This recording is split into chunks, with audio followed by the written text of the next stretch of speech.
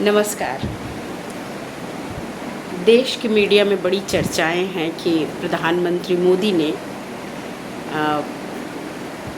प्रथम प्रधानमंत्री पंडित नेहरू का रिकॉर्ड तोड़ दिया। उनसे ज़्यादा अधिक दिनों तक वो प्रधानमंत्री के रूप में उन्होंने कीर्तिमान स्थापित किया।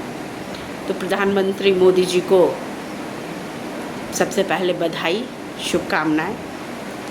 निश्चित रूप से पंडित नेहरू भी प्रधानमंत्री थे और नरेंद्र मोदी भी प्रधानमंत्री हैं। तो सिवाय इसकी समानता के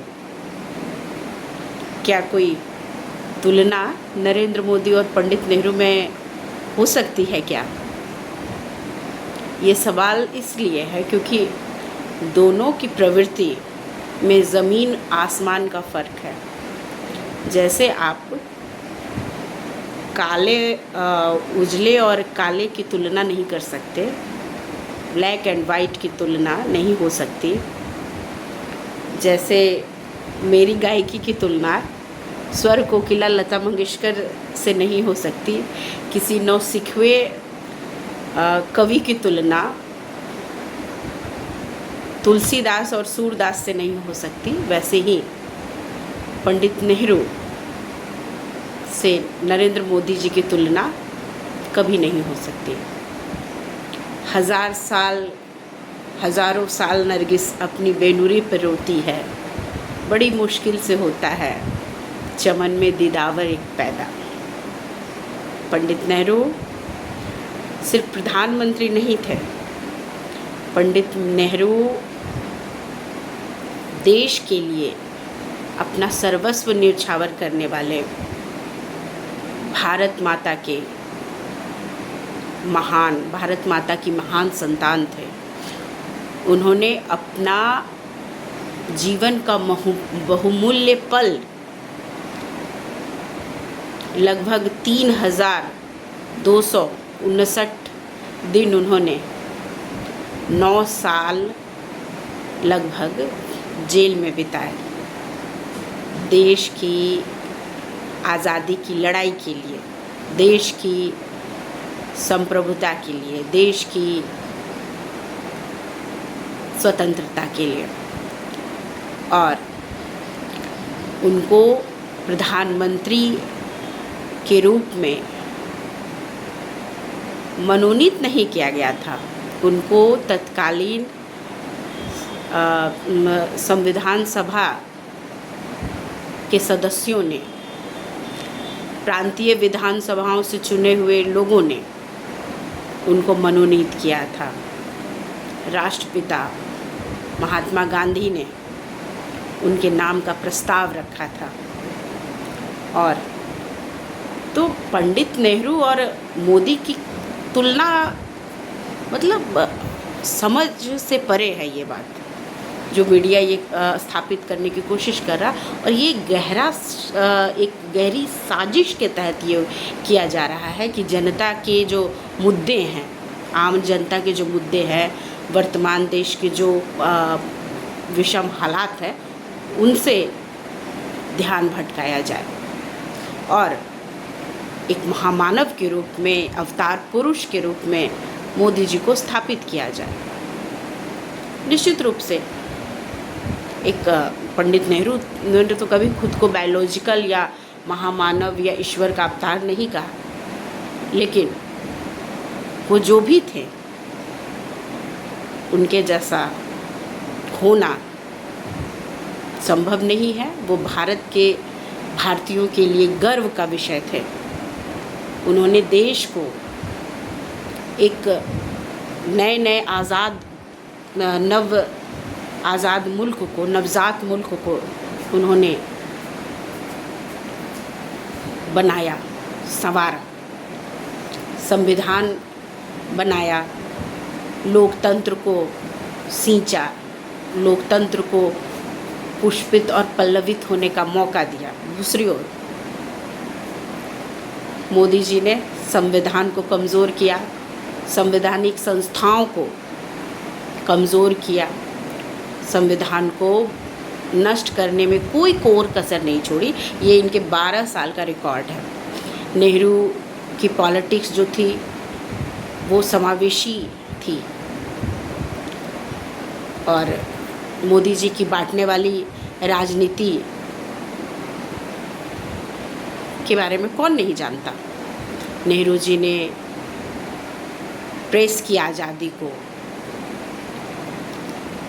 स्थापित किया। वो नियमित तौर पर न सिर्फ लिखते थे, अपने मुख्यमंत्रियों को चिट्ठियाँ लिखा करते थे, बल्कि वो नियमित तौर पे राष्ट्रीय अंतर्राष्ट्रीय प्रेस से वार्ता करते थे, अपने विचार अपनी बातों को रखते थे, लोगों से जुड़ते थे, लोगों को की समस्याओं को समझते थे। पिछले 12 साल में क्या स्थिति है? मोदी जी ने 12 सालों में एक भी प्रेस कॉन्फ्रेंस नहीं किया और मीडिया की क्या स्थिति हो गई? वर्ल्ड प्रेस फ्रीडम इंडेक्स में भारत का स्थान 180 देशों में 157वां है। ये स्थिति है। नेहरू ने देश को बनाने की बात की, जोड़ने की बात की। मोदी जी ने देश को तोड़ने की बात की, बांटने की बात की। मोदी जी, नेहरू जी देश में एक वैज्ञानिक सोच, साइंटिफिक टेम्परामेंट डेवलप करना चाहते थे। अंधविश्वास से देश को मुक्त करना चाहते थे। वैज्ञानिक सोच के तहत वो देश को ऊंचाइयों पे ले करके जाना चाहते थे। मोदी जी ने क्या किया? धर्म को राजनीति से जोड़कर, अंधविश्वास को फैलाकर, कुरीतियों को बढ़ावा दे करके इन्होंने देश को गर्त में ढकेलने का काम किया है। तो कोई तुलना तो हो ही नहीं सकती। उस समय के लीजेंड्स को आप पढ़िए, समझिए, चाहे वो उस समय के बड़े बड़े अर्थशास्त्री हो, समाजशास्त्री हो, साहित्यकार हो, व्यंगकार हो, वैज्ञानिक हो, समाजवादी हो,